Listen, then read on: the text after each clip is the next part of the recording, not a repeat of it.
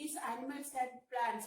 Last section we discussed about the humanity activities, deforestation, everything. So we want to conserve the animals and plants. Yes, no children? We already know what are the consequences we are going to face whether the forests are destroying. So conserving biodiversity, two approaches are there government took. To conserve biodiversity, in situ conservation, on-site conservation, off-site conservation. There are two. Let's see what are they. In situ conservation, on-site conservation means the protecting an endangered species like tiger in its natural habitat, national park, sanctuaries, biosphere reserves. Means naturally they are protecting. As a forest, how it is, they are living the forest, same way they will protect as the all endangered species also. Here, in situ conservation is not a natural. Our off-site conservation, protecting an endangered species outside its natural habitat. For example, zoo, botanical garden, aquarium.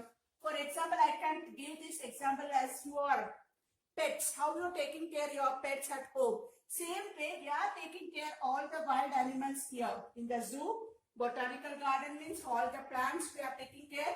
And aquarium, in the aquarium, all the different types of different species of fishes are taken care. So these are the two steps we are following to conserve the plants and animals. Let's see what is this. Okay, chalo. One, two, how we are protecting the animals and plants. Let's see what are the rules they kept to.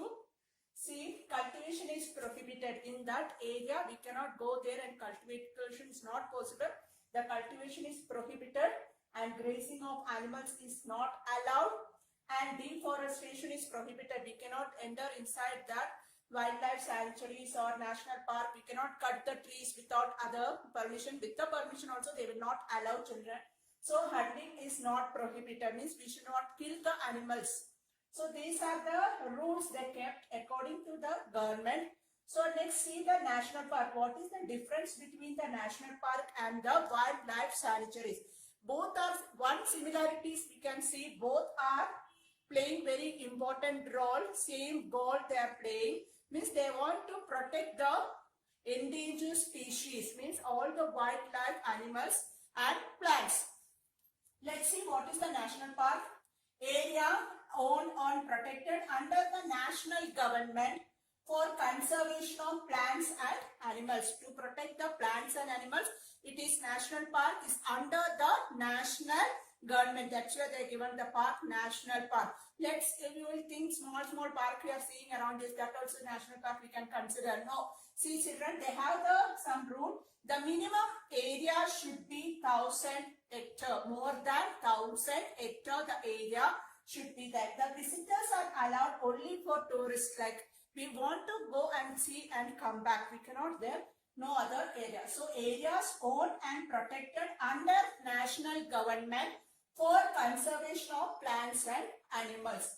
And sanctuaries also area which provides protection for wildlife against hunting. The similarities one we told that similarities their main goal is to protect the wildlife. So what is the difference? Let's see. The wildlife sanctuaries under the government or private. It may be government ownership or private ownership. But here we already know that it is under the ownership of government or national government. So no physical boundaries to resist the public access. So no physical boundaries are not there in the wildlife sanctuary. But here definite defined boundaries public assessment not only after the approval. If you want to see the national park, you want to take the ticket. After taking the ticket, they will allow you to enter inside. They will show all the surroundings, everything, all the wild animals they are there. After that, they want to go back. Come back. So there, they have to take the approval. Then only we will allow them to enter inside. Here, primarily protect animals. Here, protect plants and animals. Also, the historic object also, like rocks, everything they are protecting here. the national park. Here large area, larger with more diversity. Here large area also, here wildlife sanctuary, but here national park larger with more diversity. So you understood what is the difference between wildlife sanctuaries and national park. The main difference is ownership may be government or private wildlife sanctuary, but here national park is under the national government. Here the boundaries are defined. We have no allowed to enter without the permission. Here no boundaries are not resisted here. And so I hope you clear this, children. I with the figure, with the diagrammatic explanation, I will show you the wildlife and some of the national park and some of the already learned in the map in the Tamil Nadu some areas of the reservoirs. In the first we are going to learn, see what are the protected larger area of the natural habitat. So in this biosphere there include some other protected area also within that. In tribal people also we can see in this area. This area is more large area, more than 1 crore it will come acre. So here also flora and fauna, next new term we are going to learn. The plants inhabiting a particular area is termed as flora, and animals inhabiting a particular area is termed as fauna. Means in the particular area, in some biosphere we can see the particular animal. That particular animal we cannot see in the some other biosphere. Like the particular plant and animal will given the name. The scientists are given the name flora and fauna.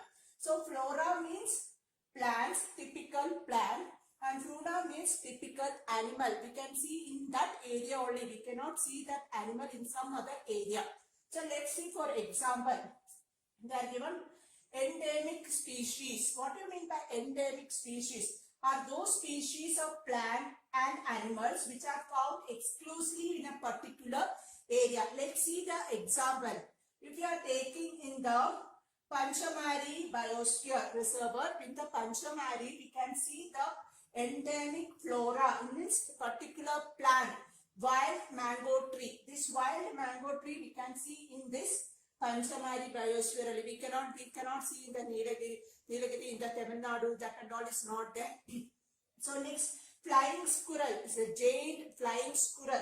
The animal, the particular animal we can see in the Panchamari, that is the endemic fauna. So these are the features of the biosphere reservoirs.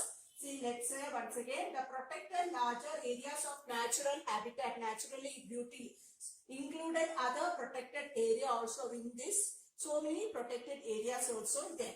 And flora and fauna. Flora means a typical plant. The scientists are given the typical plant is there. Inhabiting a particular area is termed as flora. The animals inhabiting a particular area is termed as fauna. Then endemic species. Endemic species means that's those species of plants and animals which are found exclusively in the particular area. So for example, I am giving the example for that. In the Panchamari Biosphere Reservoir, we can see the one typical plant, the example mango tree, wild mango tree, and animal, which is the animal we see, flying squirrel, giant flying squirrel. So giant flying squirrel is the endemic fauna and endemic flora in the Panchamari Biosphere Reservoir. These are seen only in the Panchamari. We cannot see in some other area. Okay, children. So I hope you clear this topic, all the topic about the wildlife sanctuaries and what are the 3 reservoirs, what are the 3 protecting area for the wildlife